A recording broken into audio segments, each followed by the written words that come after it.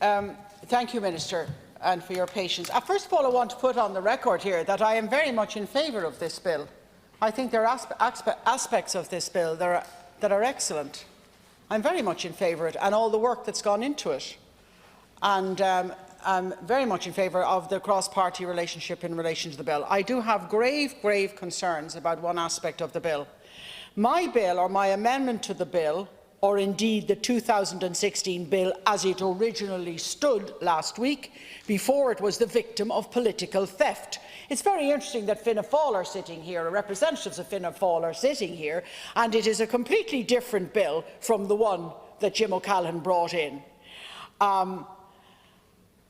I had an aspect of the bill for the first time that would give the court discretion to decide on a set tariff that must be served before parole can be considered for the offence of murder, and only murder. That's what it was, no more and no less. And I do not agree with the part of the bill, eligibility for parole, that has been radically altered. In fact, section 24 is gone, or it is certainly unrecognisable, and it has been rewritten extremely badly because much of it cannot be understood. The most serious section of the bill, as I read it a week ago, has been erased. Let me say it again, the omitted section. When imposing sentence upon a person, a sentencing judge may impose a specified period during which that person shall not be eligible for parole in relation to first-degree murder, which is a filmic term, I know. That's eradicated, gone away, magicked away, and I was led to believe that my criminal justice discretion amendment bill would be somewhat dealt with in this parole bill. Okay, and I was informed by the Irish Penal Reform Trust that this section had been deleted, and as I told you, they informed me with great glee, while they were lobbying for their amendments. And they were telling me that we must make communities safer and we must use prisons sparingly. They believe in early prison release system in Ireland. They believe that all aspects of parole should be transparent, fair and coherent. And I believe that too. But political cowardice, in my opinion, has won the day by virtue of the galloping hordes of those with offender anxieties of biblical proportions. Not offenders themselves, funny enough, who I have worked with down through the years. They nonetheless stand in locus offendus for those barbarians who ruin families and communities because of murder. The net effect of this recent legislative evisceration is very simple. If we accept this bill as it currently stands, whereby the court may, under no circumstances, hand down or even recommend a set tariff to be served with a mandatory life framework, we are saying one thing and one thing only. And here's what we're saying. We are saying that our judges should have zero discretion within the mandatory life framework when it comes to the most heinous of crimes. The political theft of this simple but effective section by Fine Gael means that, and Fianna Fáil, who acquiesced, we have now given legislative imprimatur to a transfer of what is a blindingly obvious judicial function, sentencing, into the hands of the parole board. Sentencing should be transparent, fair and coherent. It is not. When it comes to murder, it is uncertain. For murder, there is a mandatory life sentence, but it does not mean life. And I was asking that a judge, when imposing a sentence upon a person, a sentencing judge may impose a specified period during which that person shall not be eligible for parole. That's all I was saying in relation to murder. Willful, powerful, violent, purposeful murder. Fine Gael are afraid. I think you're afraid. You're actually afraid of making real and genuine decisions. And I feel that you are influenced by quangos. The Irish Penal Reform Trust trying to tell you and me what to do, sociologists telling me and everybody else what to do, academics writing papers telling me and everybody else what to do, and in the end bravery gets lost. And Fianna Fáil are worse.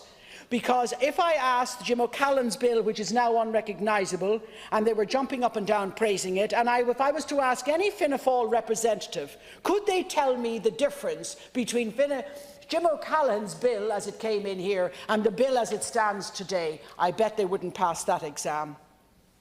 Now we have a parole board and they're a committee minister. That's what they are. An executive, a committee, qualified, yes, but a minister in the form of a committee. The minister has no power, no hand, no part, and his role is over, and our role has been taken away. It is the handover to the executive. It is happening everywhere. Individual voices getting lost. The Irish Penal Reform Trust campaigned for the implementation of a statutory parole system, fully independent of political control, and they've got their way. They should be here. They're now at ministerial level. No one here is responsible. There's no minister responsible anymore. The executive, the parole board, is now responsible for everything to do with release. The buck stops with them, and we all know what happens when committees are in charge. When the executive is in charge, there is no baseline accountability. And I know the answer. The parole board is now a kind of government of itself. The parole board is the military wing of the militaristic legislative coup, and the Irish Penal Reform Trust, it's surely its political master. There is no corner of mindless liberality to which this organisation will not go to ensure offender-led justice. So are we saying now that the offenders are running the system and the victims are to be left hurling from the ditch? Because that seems to me what's happening. Are the great voices to be silent by the executive? Executives don't get blamed, they're the system, and the system is never wrong, and it's always a place to hide.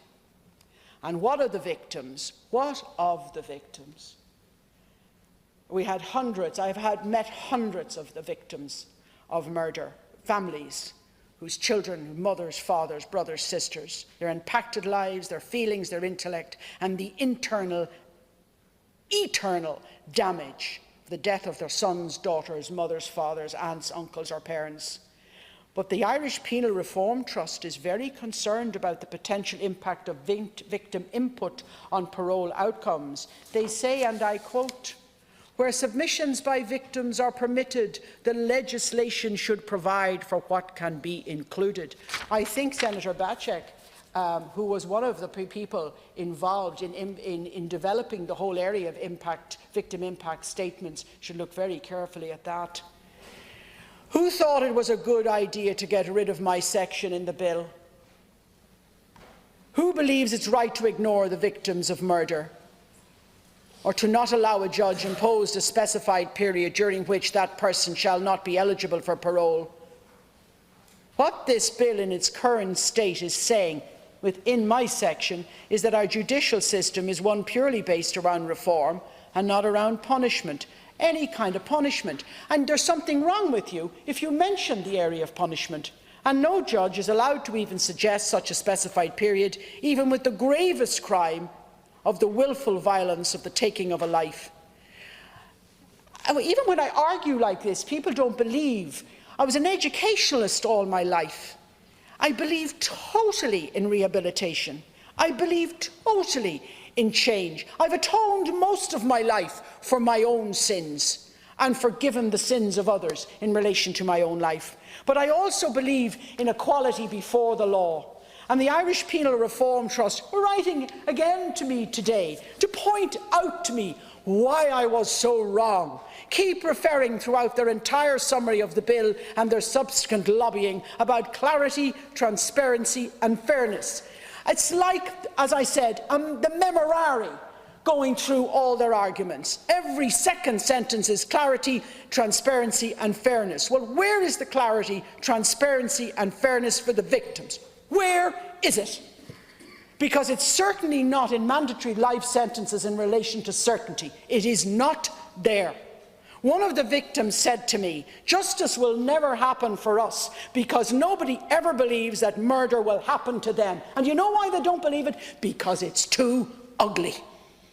And they will never believe it comes their way. And I was offering that as a clarity, transparency and fairness under the auspices of certainty in that section. That's all I was offering.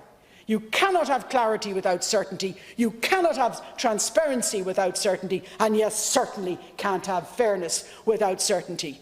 The government appears, in my opinion, in this instance, in this section of the bill, entirely incapable of walking even a few centimetres in the shoes of homicide victim families and the communities from which they come. Are you so lacking in any kind of emotional and legislative maturity that until you hold maybe your own son or daughter in a morgue, having been brutally murdered at the hands of awful violence, that you're incapable of understanding that offender-led justice means only one thing: victims for the criminal classes? I am speaking about murder. You, Quangos, advisers and groups, I feel you lack bravery, and I am very questioning now my certain loyalty to Fine Gael, which I've had all my life. I saw the lack of judgment yesterday with the farmers. I'm seeing the lack of judgment in health. I'm seeing the lack of judgment in housing. I'm just seeing it generally. But it came to my door because I am the patron of ADVIC, and I have spent years with people who are destroyed forever with what has happened to them. And we are coming down with legislation for the offender. Coming down with it. I am hundreds of files in my room about it. But I want to see the same amount of equality and the same amount of balance for the offended in relation to first-degree murder. I'm not talking about anything else, and I don't want to get involved in anything else because that's for the judiciary and all else. Neither I nor my colleagues on ADVIC, nor the wider group of families who have lost members to violent murder, or indeed the Irish public, will sit idly by anymore when we open the paper every day to be met with violent murder. This terrified Oireachtas, you're terrified, continues to make a mockery of the lives of innocent victims. I demand that this section, stating when imposing sentence upon a person, a sentencing judge may impose a specified period during which that person shall not be eligible for parole. I disagree with the omittance of this section in the bill, and I'd like to call for a vote on it. Thank you.